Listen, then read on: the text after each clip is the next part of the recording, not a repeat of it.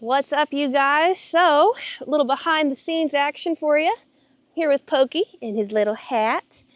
So, it's a little fruity, but he doesn't mind. So, anyway, we're here today. We're going to be filming an episode with Clayton Harper. He's out here at Wolf Air Park, which is where we keep our champ. And it's going to be a good time. So, he's got a lot of really cool stories. I met him a couple days ago when we were out here flying and figured he'd be a great contender for the show. So, I'm just going to kind of show you guys around his hangar. We'll talk to him for a quick second, then we'll get right into the interview. So here's his hangar. He's got, like any reputable hangar bum, he's got some projects in here.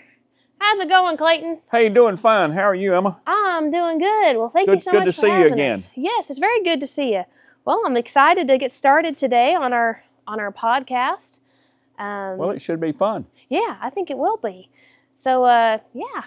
Here we go. We're going to sit down or set our cameras up, and I don't know about you, but I'm ready. You ready to tell some stories? I am. All right, let's get to it. Hangar Bums, Episode 2, Part 1, with Clayton Harper. Let's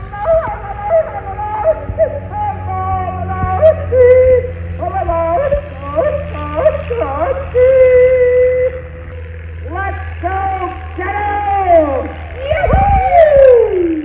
All right, you guys. Well, welcome to our episode of Hangar Bums today. We're here with Clayton, and I've got my investigative journalist, Pokey, here. So if you're watching on video, he's got his little hat, and he's helping us out today. So hey, Clayton, how are you doing? I'm doing great, and we're going to work hard at getting Pokey a real trucker hat. Because this is just embarrassing. He's so embarrassed. He doesn't even want to look in your eyes. It's not that. Is it that bad? It's not. Oh, it is bad. It's bad. Oh gosh, poor little guy. Well, whatever. I'm shopping for you, Pokey. All right, you guys. Well, today I'm here with Clayton, and I met Clayton out here at the air park where we keep our champ. And I figured after I met you, you might have some pretty good stories to share. I think the sad thing is modern pilots have no stories. They have no experience, and the system won't allow you to experience what I experienced and people my age experience, because regulations were a lot laxer then and not so much oversight. If I live till May the 17th of 2025, I will have flown 61 years. Wow. I worked in a dime store in Osceola, Georgia, 13 hours for $8. And with $8, I could fly an hour in a Ronca Champ, and I'd leave me a little money for a hamburger and a little bit of money for thing, and I'd blow the whole $8 on an hour's flying in a Ronca Champ. The men at the airport taught me how to fly. So did you just show up at the airport, or did you grow up with aviation? I knew about it. I was in the Civil Air Patrol, and I was aware of it going to the Civil Air Patrol meetings at Douglas.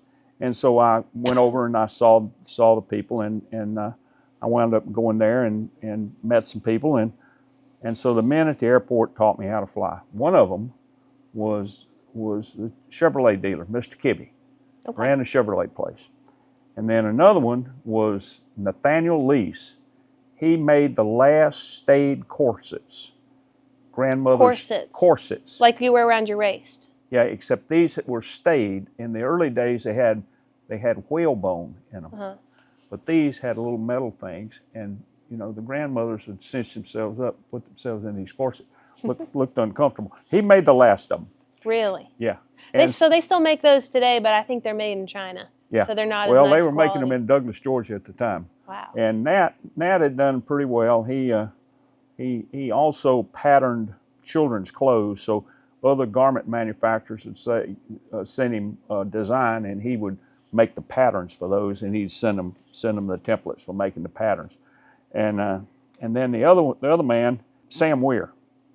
And Sam Weir was an Army aviator. I'm not sure if he was the National Guard or the Reserve, but he flew L-19s, and I thought, oh my goodness, what a big airplane that is. Yeah. And then L-19, that's the bird dog. That's the bird dog. Yeah. And so he'd show up every so often at the Douglas Airport,